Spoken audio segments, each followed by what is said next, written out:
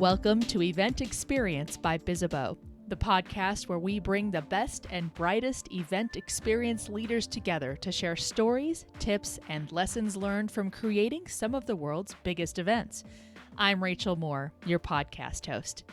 Today's guest pulled a 180, going from being in the spotlight in front of the camera all the way to the other side of the lens. Eric Rutherford, senior producer for 1540 Productions, previously the director of events and special projects for Hollywood Reporter, shares his love for the craft of all things events in this discussion about the importance of partnerships, the balance between tradition and innovation in events, and his trajectory from actor and model to event producer. Join us as we flip the script on Event Experience.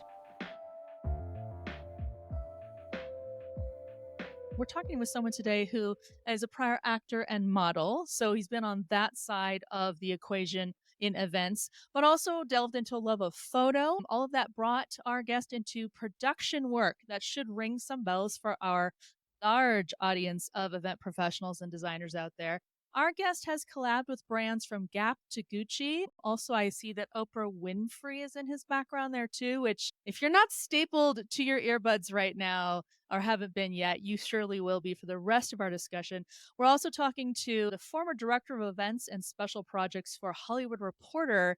And today his role is the senior producer in 1540 Productions. I'm really pleased to welcome Eric Rutherford to our guest spot on Event Experience. Welcome, Eric, to our microphones today. Thank you very much. It is a pleasure to be here. And I have to say, I'm beaming. Who's that person you were talking about? Thank you very much. You should be beaming. I'm beaming just saying it all. But Eric, as I just really briefly gave people a synopsis of your background, I definitely want to hear about your role with 1540 Productions because I know that's a big deal. But yeah, what brings you to where you currently are in the whole realm of events? Well, first, I just want to say I love events and always have. I love being able to create something out of nothing and to create something that actually has an emotional impact for people. To me, it's always something that has that extra bit of magic that I still get inspired by every single day. I came to the event business, as you mentioned, I started acting when I was very, very young and moved to Hollywood to pursue the dream. While I was acting, I had friends of mine that were in the event business and they said, listen, why don't you come in between acting roles?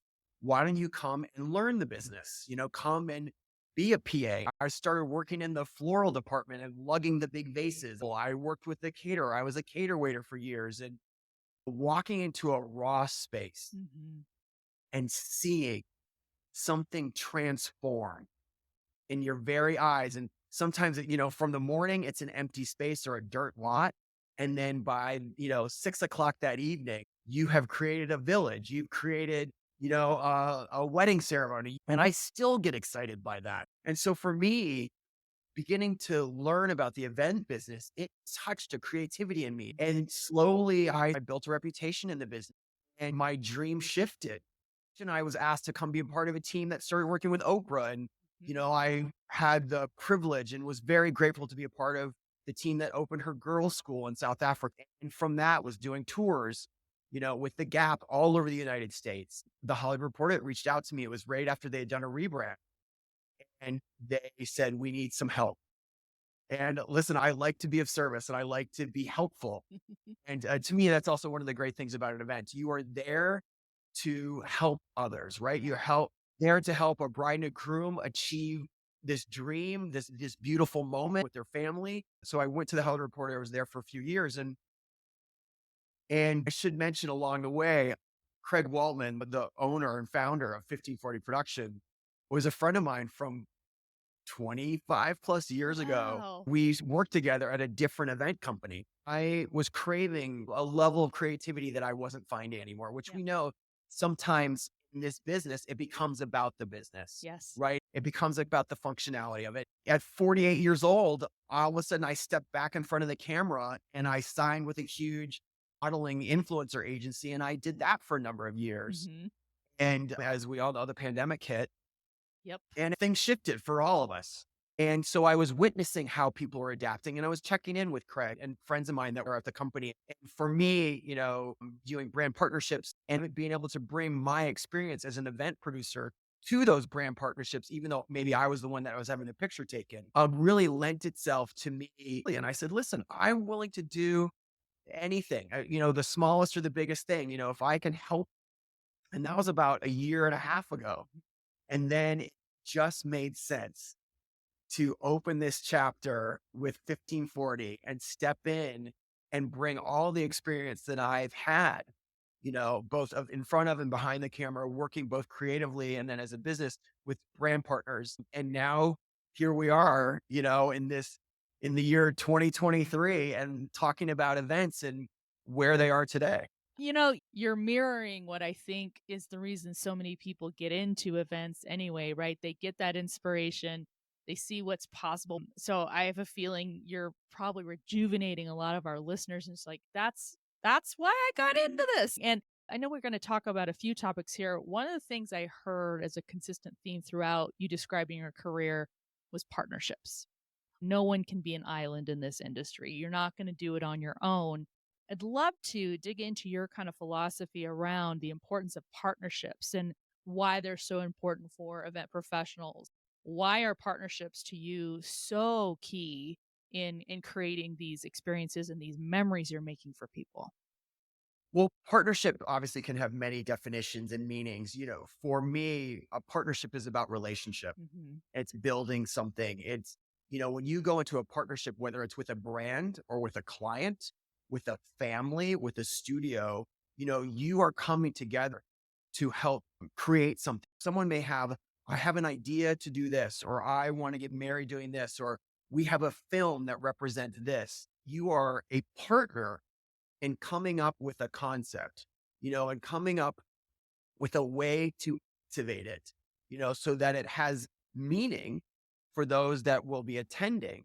And, you're creating memories, but it also has a function of, in the sense of whether it's brand building, whether it's brand awareness, whether it's getting press, whether it's creating content, where whatever the goal is, it is you as a partner to help your partner achieve that goal. Hmm. Yeah, going into an event together, it's really tearing down silos, isn't it? Because there might be a particular entity or brand that's like, we're going to do this thing, and then you're over here doing your thing. But if you just connect the two or more, you're going to get so much more mileage and results out of it, right? I think one of the greatest benefits that I have found, because I will say started the bottom, right? I started as a PA, and I've experienced almost every aspect of what it is to put together an event. Mhm. So for me, I bring that value and that importance to every meeting as a producer. To me, it takes all of us to create success. I remember I was producing events and I'd done it for a number of years. It was for the Golden Globes. It was for one of the studios. And, it was one of the first times I was producing on my own.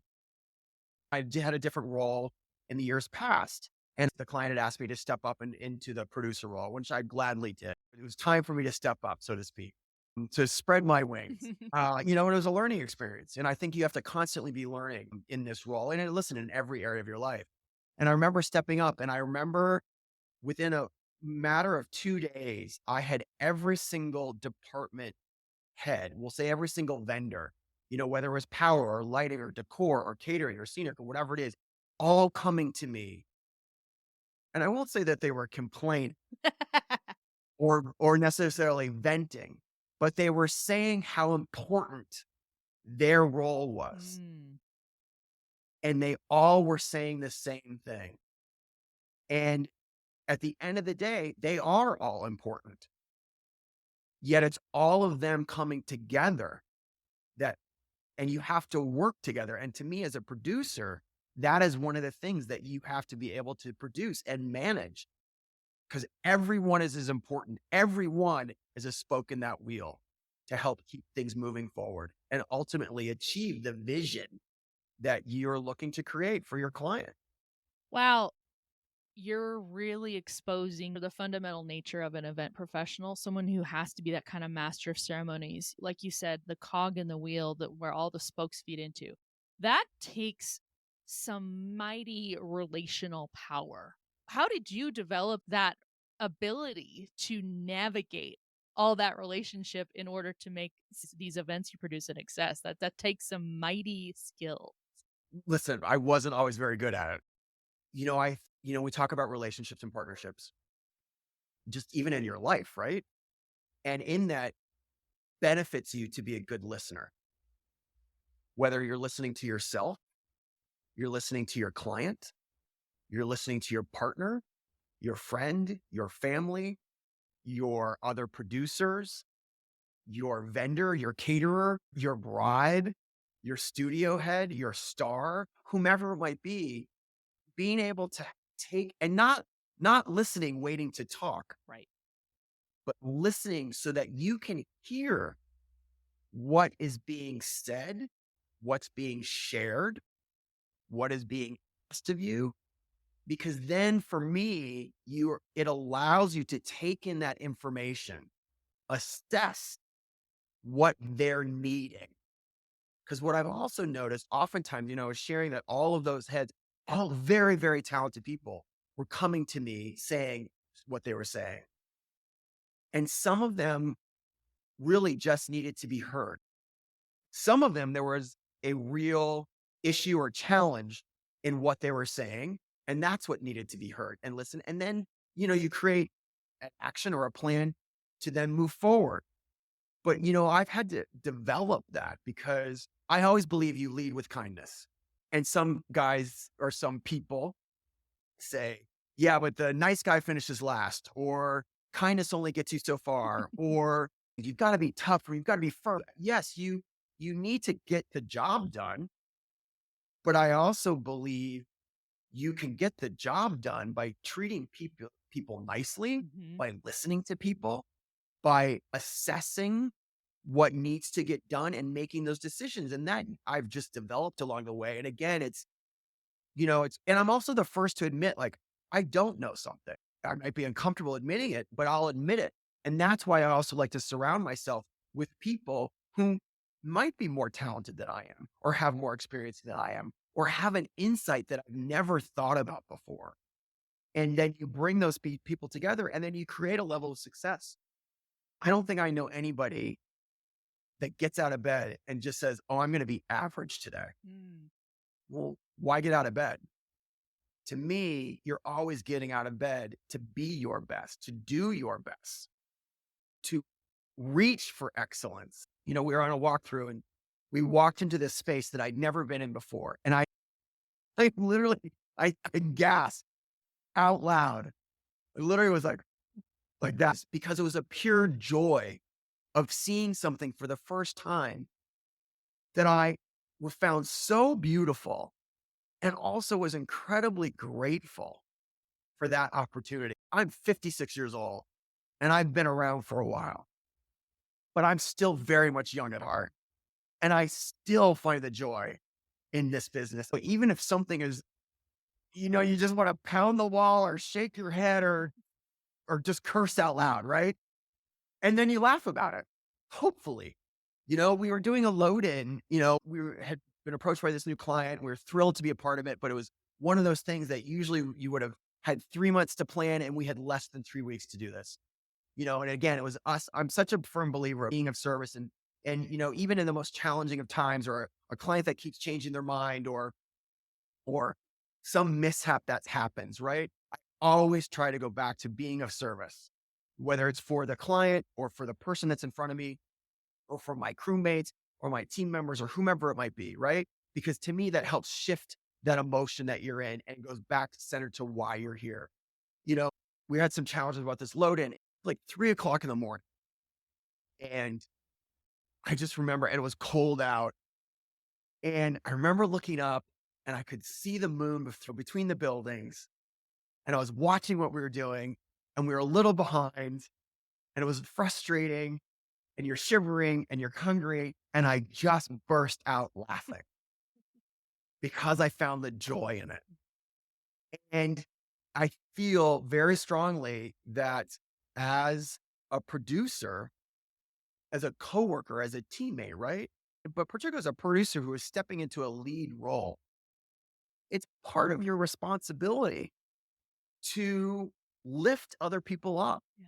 to encourage people, to support them, to say thank you, to, share your appreciation, but has such big meaning to say thank you or to smile at someone or to take a moment and check in with them like, how are you doing? We'll be right back with more event experience after the break. Hey, event enthusiasts! Are you hungry for the latest event trends and insights? Pop open your laptop, pull up your favorite browser, and head to bizzabo.com/blog.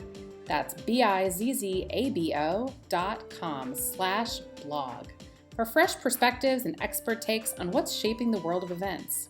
Plus, subscribe to get blog updates sent to your inbox every 2 weeks and never miss an article. Do more that matters with Bizzabo.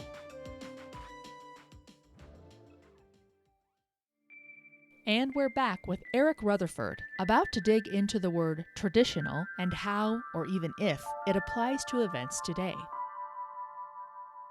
I'm going to cycle back to something you alluded to earlier a couple of times. I know you were talking about weddings, and helping put those on, which ties right in with the word traditional, Mm, right? Do you feel like the word traditional, does that still describe events today, or have we skated away from more traditional and are we succeeding with things that are a little bit untraditional when it comes to event design?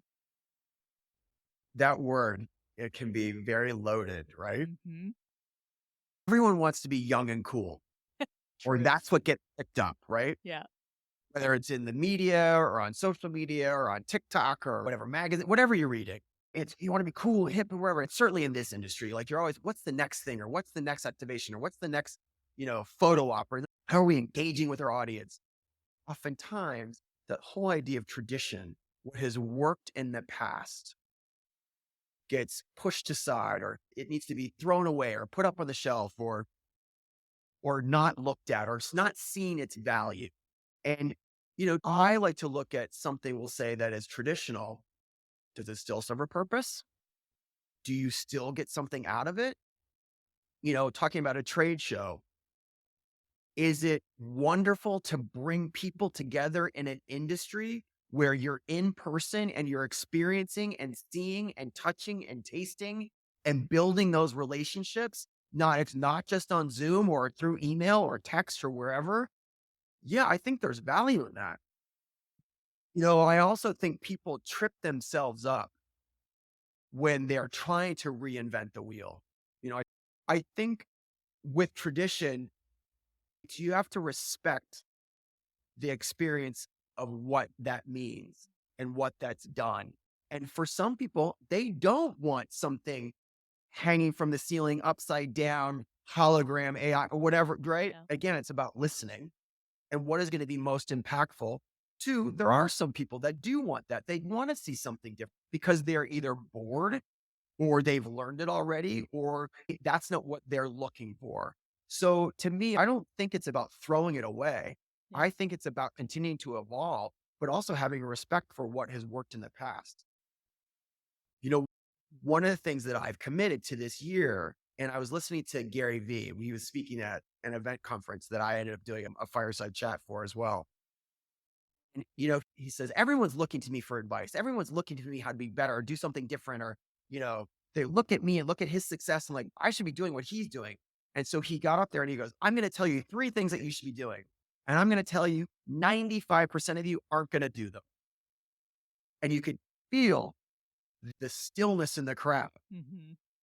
because basically he was picking the mirror up and looking it back at the people in the crowd because everyone's, hey, give me the answer, give me the answer, give me the answer. He goes, like, I'm going to give you the answer. And I know you're not going to do it. Hmm. He goes, you're not going to do it because it makes you uncomfortable, or you're going to start doing it and then you're going to stop. I've tasked myself with being uncomfortable because I want to grow more. I want to learn more. I want to try things that maybe I haven't done before, or I've tried maybe once and then didn't do it because I was uncomfortable.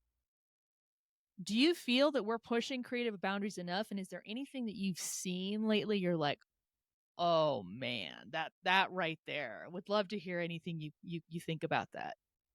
I don't think we're pushing the creative boundaries enough. And I say that because, listen, any of you listening, us chatting here, think about what you saw a year ago. Think about what you saw 5 years ago. And then 10. Now, again, maybe some of you haven't been in the business for 10 years, but then 20. I look at what I experienced, and yeah, some of the things are still the same, we'll say, and maybe they're produced better, but there's also stuff that I had never seen before. Whether it's how you could capture content on a red carpet or a fan experience, and how you engage with those fans and pull them in or tie it into a TV show or anything like that. We are evolving creatively, but there still is more to come. 10 years ago, none of this existed. Right. You should always be looking for some way to expand beyond what you're already doing. Like, even at 1540, we're always looking to how can we raise the bar. I know I'm very biased, but I do feel we're one of the best in the industry, and we've been that way for many, many years. And we continue to raise the bar, and we take great pride in what we do. We're getting ready to do a premiere in a few days, and it's for one of my favorite directors, Ava DuVernay, and it's for film. She's talking about, she was in an interview, and they're talking about how they found this person to sing on the soundtrack, and she heard this person singing on their Instagram page. A friend of a friend had shared that, like, have you heard this person? She ended up reaching out to them. We've done the same thing. Yeah. Like, you find a new chef or someone who's doing incredible artwork or murals or the beautiful tablecloths or floral arrangements or balloon creations or content capture or something along those lines. Reach out. Work with those people that inspire you, because also what I would say is we love beautiful things. We love creating beautiful settings, right? But to me, it's also the story behind it. Yeah, absolutely. I've got a couple of get to know you questions, Eric, because we do know about you a little bit, but we want to dig a little bit deeper. So, can you name an item that you forgot for a work event that caused you some panic? Yes, my pants. All right, that's a new one. Yeah, there was a situation like, oftentimes, you're in your setup clothes and then you've got to change into your suit or, your gown, whatever it is, your outfit. And I forgot my pants. Oh, no. Is there anything you're listening to, watching, or reading these days that you cannot put down? And it doesn't have to be events related. Right now, it just so happens there's a show on Showtime called Fellow Travelers. And I know a couple of the people. I know the director, I know some of the producers and writers, and I also some of the cast. I'm enthralled by what they've created. Watching these actors and the costumer, what they've created and their different decades. And, it's a very powerful and sensitive time in the US that they're focusing on. It's something that has stayed with me, I think, in as much because of the people involved with it. Beautiful. Is there a particular social post or a piece of media or possibly a hot take about events that you found interesting lately? Ooh, good one.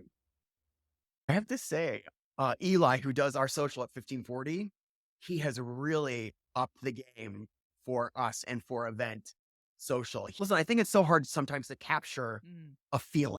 And what he's been able to do is capture the feeling from our events. And whether it's the lodge that we're recently doing for Paramount or we're getting ready to do another premiere or something like that, he is able to capture all that content, edited it together, and then put it out there. And it's really like, even now, like he just sent me something to look at, and I'm like, oh my God. And I was part of it. That's awesome.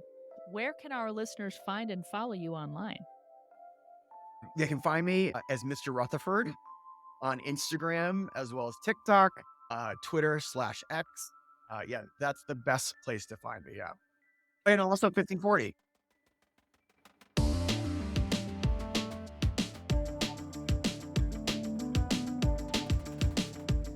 We've baked in a great skill up segment for this episode, as Eric reminds us that the cookie cutter approach isn't what the events industry needs.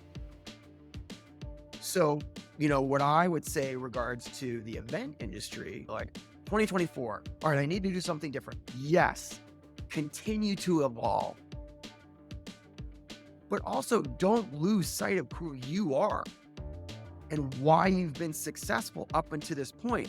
Because there's many, many, many different event producers. And the reason for that is they all bring something special. They all bring something slightly different because it's their experience.